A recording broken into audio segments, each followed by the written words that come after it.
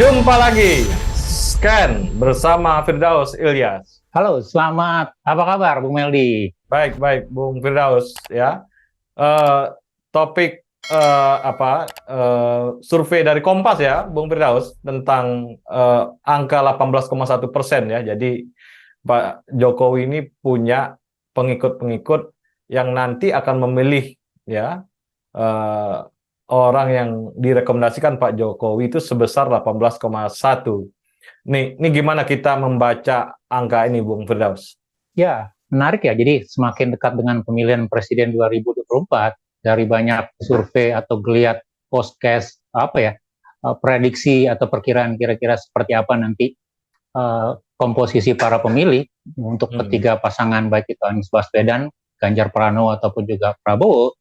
Nah, yang terbaru yang dikeluarkan oleh Litbang Kompas, Bung Meldi. Jadi Litbang Kompas itu mengeluarkan hasil survei mereka sendiri, di mana salah satunya di situ melihat seberapa besar pengaruh atau preferensi dari pilihan atau rekomendasi Presiden Jokowi mempengaruhi pilihan para calon pemilih. Ya. Nah, ternyata kalau dilihat dari hasil temuan Kompas gitu ya, bahwa 18%, 18,1 tepatnya, responden akan mengatakan akan mengikuti apa arahan pilihan dari presiden. Artinya kalau presiden mengatakan calonnya adalah si A, si B, maka 18% ini akan memilih apa yang dikatakan oleh presiden, yaitu si A atau si B. Nah, tetapi dari 18% ini kalau kita lihat dari keseluruhan, masih ada sekitar 50%-an yang masih menimbang, ragu-ragu melihat siapa rekomendasinya. Begitu. Jadi setengahnya itu akan melihat kira-kira yang direkomendasikan siapa, cocok atau tidak cocok gitu ya. Nah, kemudian ada sekitar 32, hampir 37% atau 32% yang mengatakan sama sekali tidak akan mengikuti apapun rekomendasi dari Presiden Jokowi. Nah, yang kita lihat di sini, Bung Meldi, adalah menariknya gitu bahwa ternyata ya terlepas nanti dalam terminologi cawe-cawe atau intervensi pemilu gitu, bahwa ternyata Presiden Jokowi cukup memiliki pengaruh di dalam menentukan elektoral atau keterpilihan seseorang. Dan dari hasil pengukuran Kompas, dari pertengahan tahun lalu nilainya hanya sekitar 14% gitu. Kemudian naik-naik terus dalam survei, dan terakhir pada Agustus 2023 menjadi 18,1%, Bung Meldi. Iya, ini angka Pak Jokowi ini kalau dia dalam posisi kandidat seimbang, Bung Firdaus, ini angka yang bisa menentukan, ya kan? Menentukan bahwa angka inilah yang menentukan nanti ketika itu seimbang, gitu. Jadi ya walaupun dia kecil, saya kira nih kontribusinya bisa signifikan kalau dia seimbang. Tapi kalau dia jomplang, ini tidak menentukan, Bung Firdaus. Betul, kalau dilihat memang yang sudah pasti ya, angka 18% ini boleh kita katakan angka yang notabene kita sebut sebagai apapun rekomendasi Pak Jokowi, mereka akan ikut. Jadi istilahnya apa ya, the true believer, kalau istilah dalam ilmu sosial, begitu. Tetapi yang setengah lagi, 50% itu nanti akan melihat kira-kira pilihannya siapa. Artinya, apakah pilihannya baik, cocok atau tidak, sesuai dengan hati nurani mereka atau tidak, begitu ya. Jadi kalau kita kombinasikan gitu ya, nilainya cukup signifikan, Bung Meldi, gitu. Nah, ini yang menurut saya kalau kita bicara dalam kepentingan pilpres nanti, begitu ya, baik itu dalam urusan kampanye, urusan penetrasi daerah atau elektoral, masing-masing kandidat harus memperhatikan ini, melihat begitu. Jadi istilahnya kalau dalam ilmu marketing gitu ya, mau tidak mau gitu ya, constraint atau preferensi seorang Jokowi itu menjadi sangat cukup menentukan, terutama dalam basis-basis suara yang menjadi kantong pemilih Jokowi pada tahun 2019, Bu Meldi, begitu. Nah, kalau kita lihat dari preferensi ini kan yang mendapat kelimpahan sebenarnya dua ya, pasangan Ganjar dan pasangan Prabowo. Sementara Anies gitu ya, Anies dengan pasangannya nanti itu tidak terlalu banyak mendapat limpahan dari preferensi yang didapat oleh Jokowi. Karena apa? Karena dari awal sampai sekarang juga selalu diposisikan, diproyeksikan, gitu, diasumsikan bahwa Anies adalah against-nya Jokowi. Anies adalah antitesisnya atau berbeda dengan Jokowi. Nah, menurut saya ini harus ditimbang, diperhatikan lebih baik, lebih hati-hati oleh tim pendukungnya Anies, partai koalisinya Anies gitu, untuk melihat apakah ini juga menjadi pertimbangan dalam mendesain gitu, memperbaiki ketertinggalan. Ya, artinya kalau kita lihat dari hasil survei-survei ya, Bu Meldi ya, dari hampir semua survei begitu ya, bahwa Anies selalu berada pada posisi nomor 3, Bung Meldi. Iya. Nah, ini Anies harus lebih progresif ya, lebih melihat peta-peta atau pemilih-pemilih yang masih kosong kecenderungannya dia harus cepat masuk, Bung Firdaus ya. Kita berharap nih seimbang nih permainannya. Kalau nggak seimbang kadang-kadang pemilihannya nggak menarik ya. Kemudian juga nanti oposisi lemah ya. Negara menjadi dikontrol oleh sekelompok mayoritas yang dikontrol oleh presiden nih. Ini problem bangsa ini adalah di zamannya Pak Jokowi adalah presiden nggak bisa dikontrol karena sebagian besar pendukung presiden baik di DPR gitu ya, kemudian di lembaga-lembaga hukum juga itu ada pengaruh presiden di situ. Ini yang saya kira dalam sebuah negara demokrasi yang terbuka, pemisahan-pemisahan itu harus dilakukan agar apa? Demokrasinya sehat, Bung Firdaus. Betul. Jadi kalau kita lihat dalam periode kedua kepemimpinan Presiden Jokowi itu relatif berbeda dibandingkan periode pertama 2014. Ketika 2014 Presiden Jokowi terpilih, Presiden Jokowi relatif memiliki counterpart atau mitra bertanding yang seimbang, terutama dalam sisi parlemen, Bung Mel. Jadi waktu itu angkanya tidak terlalu signifikan, sekitar 55% begitu ya. Nah kemudian juga kalau kita mayoritas di parlemen itu relatif berimbang. Nah, situasi ini yang berbalik ketika pemilu 2019, di mana hampir semua koalisi partai, termasuk juga instrumen-instrumen kenegaraan yang lain, itu relatif mendukung, memberikan support kepada Jokowi atau boleh dikatakan sebagai bagian dari koalisi pemerintahan Jokowi.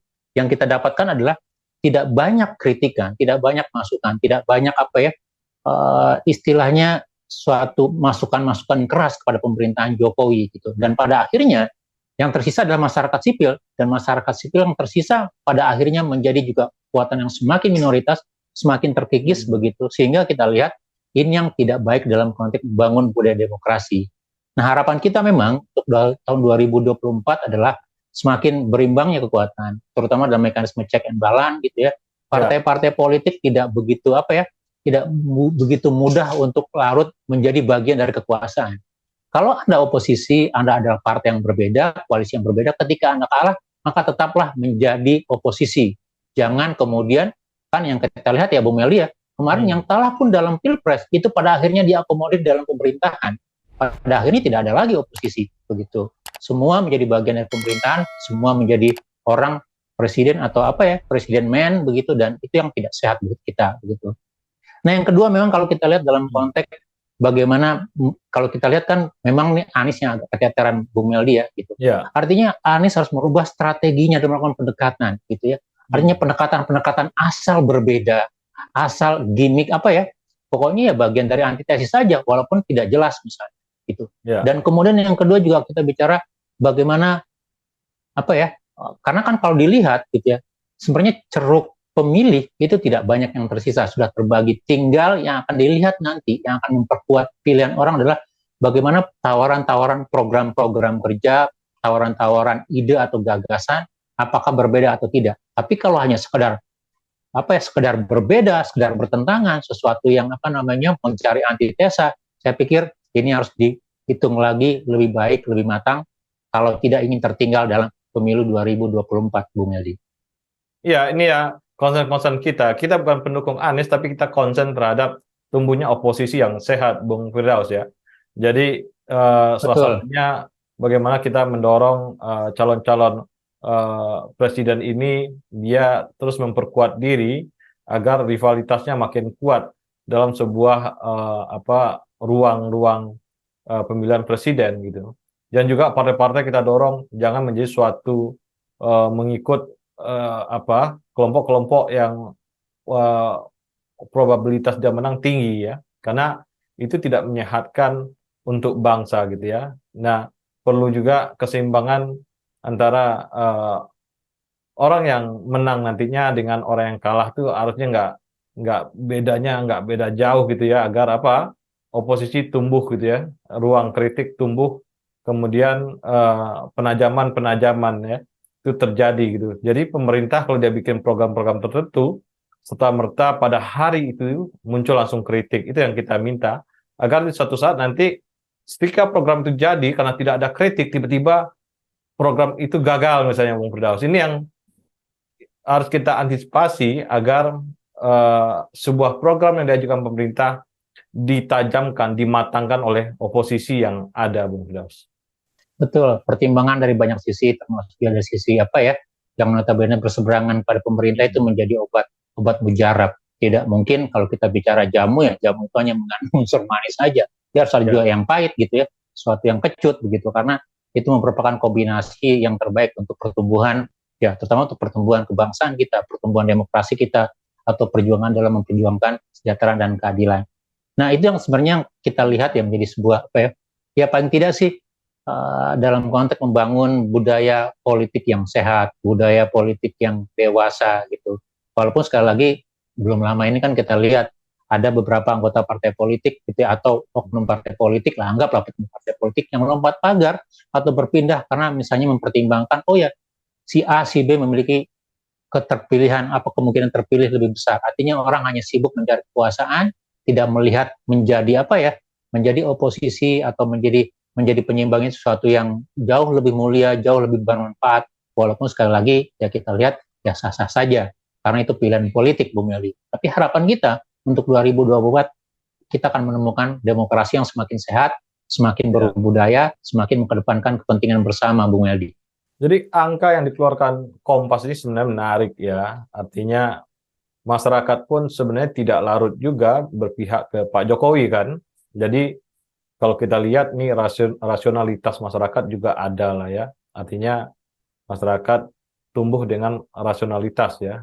Tapi ini kan fase-fase transisi demokrasi. Jadi fase transisi demokrasi ini memang masyarakat sedikit lembam untuk tumbuh. Tapi indikasi-indikasi di Indonesia masyarakat tumbuh dengan logik-logik demokrasinya, pilihan-pilihan rasional yang udah ada di tangannya, dan juga pendidikan politik juga makin baik, Bung Firdaus ya. Ini memperlihatkan dari angka 18,1 yang dimunculkan oleh Kompas. Iya, betul. Paling tidak masih ada 50% yang melihat kira-kira rekomendasinya siapa. Begitu artinya kalau masih ada setengah yang melihat kira-kira apakah rekomendasinya terlepas nanti alat ukurnya, apakah karena misalnya program, atau karena kedekatan, atau karena sudah preferensi dari awal, begitu. Saya pikir ini juga menyiratkan bahwa walaupun, ya karena sekali lagi kenapa muncul angka 18% ini Bu Meli, karena tidak terlepas dari semakin tingginya faktor approval rating ya, jadi keterimaan orang terhadap program kerja-kerja pemerintah. Bahkan terakhir indikator itu mengatakan 81% orang puas atau cukup puas dengan kinerja yang dilakukan oleh pemerintahan Jokowi. Artinya apa? Lebih dari 80 mengatakan, oh ya dengan kerja ini. Nah, kemudian direfleksikan. Kalau mereka cukup puas, mereka juga berharap bahwa kerja-kerjanya nanti akan semakin meningkat, siapapun pemimpinnya, begitu. Nah, termasuk juga isu melanjutkan rencana pekerjaan, melanjutkan apa-apa yang sudah baik, begitu, memperbaiki apa yang kurang. Saya pikir itu yang kita catat sebagai sebuah catatan penting di dalam membangun kinerja, membangun program-program, termasuk untuk pasangan capres nanti pada pemilu 2024 nanti, Bung Meldi. Ya, sebenarnya kan di zaman Jokowi angka inflasi bagus ya. Angka inflasi berarti harus dilanjutkan ya.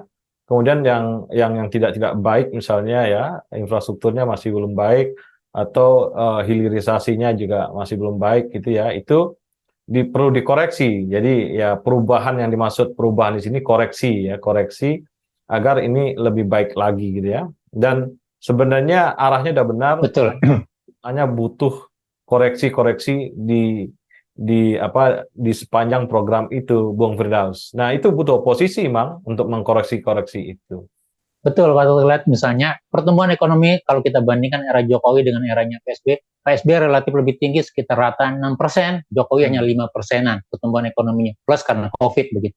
Tapi kalau kita lihat kelebihan Jokowi adalah nilai inflasi. Inflasinya relatif lebih rendah dibandingkan eranya Pak SBY begitu. Ya. Nah, kemudian yang kedua kita lihat yang jadi persoalan di Jokowi adalah all president man. Ada beberapa kerja-kerja atau isu-isu di pemerintahan Jokowi yang notabene itu menjadi sorotan publik gitu. Mungkin karena misalnya siapa menterinya, siapa pejabatnya di sana begitu.